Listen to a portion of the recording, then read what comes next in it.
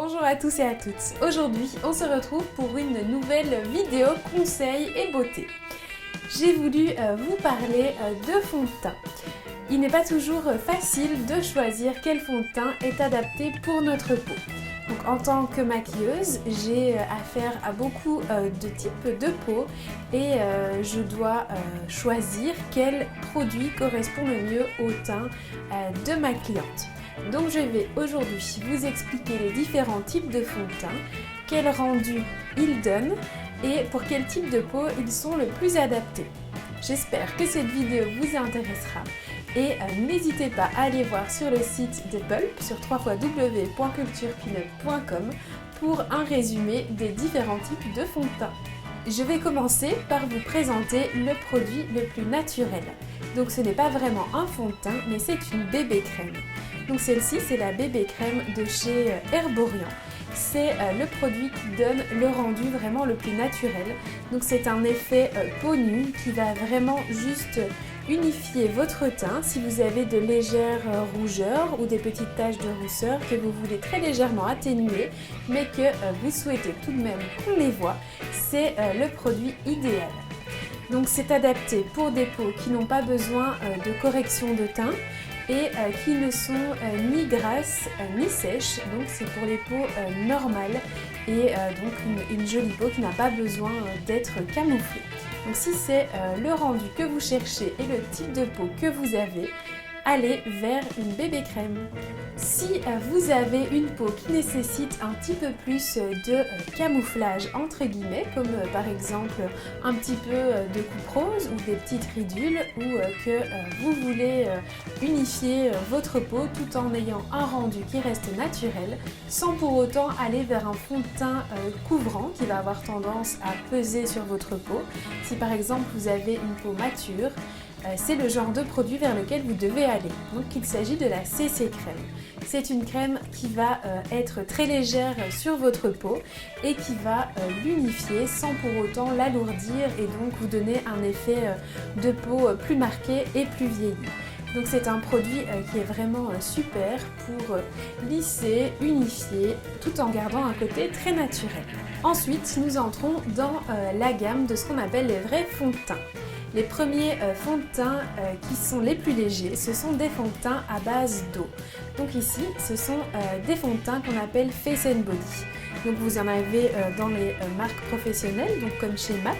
Il y en a également chez Make Up For Ever, donc les voici. Ce sont des fonds de teint que l'on peut mettre, donc, comme son nom l'indique, face and body, donc sur le visage et sur le corps, parce qu'ils ont vraiment un rendu naturel et effet seconde peau, et ça s'étale vraiment très facilement. Vous n'avez pas besoin de pinceau pour bien étaler tout, c'est vraiment un rendu qui ne fait que unifier le teint tout en couvrant légèrement les imperfections qui doivent être couvertes. Vous en avez également dans des marques plus bon marché, comme par exemple chez L'Oréal, l'eau de teint. Donc, comme son nom l'indique, c'est à base d'eau, donc c'est très fluide, très liquide et c'est un rendu très naturel. Donc c'est comme ça que vous reconnaîtrez ce fond de teint là, c'est parce qu'il est liquide. Plus un fond de teint est liquide, plus son rendu sera naturel. Ensuite, on passe aux fonds de teint qui sont un petit peu plus couvrants. Donc ici, c'est un fond de teint qui s'appelle le Fluid Tenseur, qui était chez Make Up For Ever. Vous avez aussi donc l'instant anti-âge de chez Maybelline. Donc ce sont des fonds de teint qui sont parfaits pour des peaux matures qui ont besoin d'un petit peu plus de camouflage. Donc par exemple, si vous avez, comme je le disais tout à l'heure, une coupe rose un petit peu plus importante, si vous avez des taches dues au vieillissement de la peau qui se marque, c'est ce genre de fond de teint qu'il vous faut parce qu'ils sont couvrants mais ils sont aussi hydratants. Donc ils conviennent également parfaitement aux peaux sèches. Donc si vous avez une peau grasse, évitez ces fonds de teint, ils vont avoir tendance à faire briller votre peau tout au long de la journée et vous allez avoir l'impression que votre peau brille tout le temps et que vous avez une peau très grasse. Donc évitez ces fonds de teint là. Mais si vous avez donc, comme je l'ai dit, une peau sèche ou une peau mature et une peau qui a besoin de camouflage d'imperfection tout en gardant un rendu qui n'est pas trop camouflant, c'est vers ce genre de fond de teint que vous devez aller. Pour les reconnaître, vous les mettez tout simplement sur le dos de votre main et vous voyez qu'ils sont fluides tout en étant un petit peu opaques. Donc ici, on voit que la texture reste fluide et que on voit encore, par exemple ici, on voit encore mes veines et mes taches de rousseur à travers, mais ma peau est tout à fait unifiée.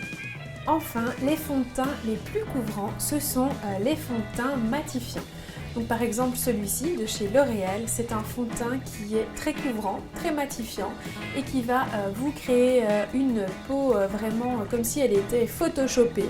On ne verra plus ni les taches de rousseur, ni les points de beauté, ni les rougeurs, ni les imperfections.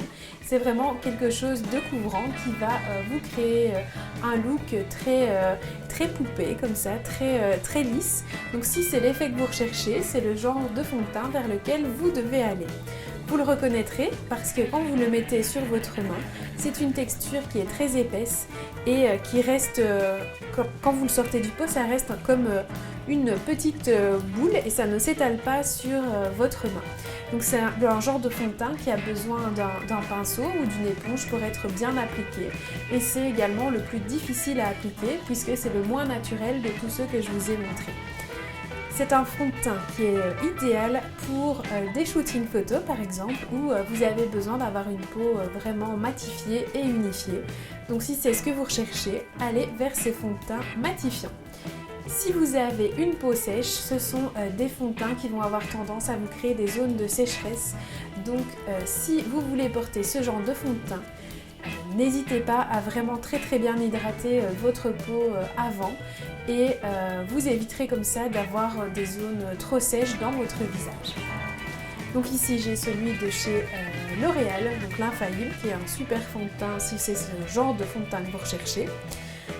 Vous avez le HD de chez Make Up For Ever, donc qui est un très bon fond de teint aussi et que vous pouvez appliquer en plusieurs couches et ça vous permet d'ajouter, par exemple si vous avez une rougeur qui vous dérange plus, vous rajoutez une petite couche de ce fond de teint et ça l'éliminera et ça la recouvrera vraiment très bien.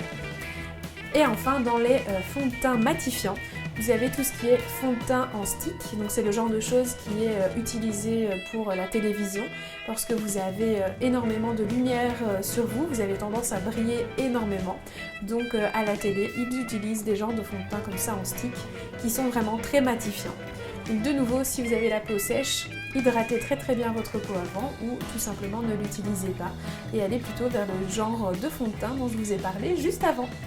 Enfin, petit conseil, lorsque vous mettez du fond de teint, si vous voulez qu'il tienne toute la journée, n'hésitez pas toujours à bien poudrer. Si vous ne voulez pas poudrer tout votre visage parce que ça a tendance à marquer les ridules, poudrez au moins la zone T, donc le front, le nez, les ailes du nez et le menton. C'est les zones qui ont tendance à graisser le plus vite et à bouger le plus vite sur votre visage, donc pensez toujours à bien poudrer cette zone pour n'importe lequel des fonds de teint dont j'ai parlé. Et voilà la liste des fonds de teint terminée. J'espère que parmi ceux-ci, vous trouverez un qui correspond à votre peau et au rendu que vous souhaitez. Si vous avez besoin de conseils, n'hésitez pas à me demander, je suis toujours disponible pour vous aider. Vous retrouverez la liste complète sur le site du webzine Pulp, donc n'hésitez pas à aller faire un petit tour. Vous y trouverez aussi plein d'autres articles passionnants sur la culture pin-up.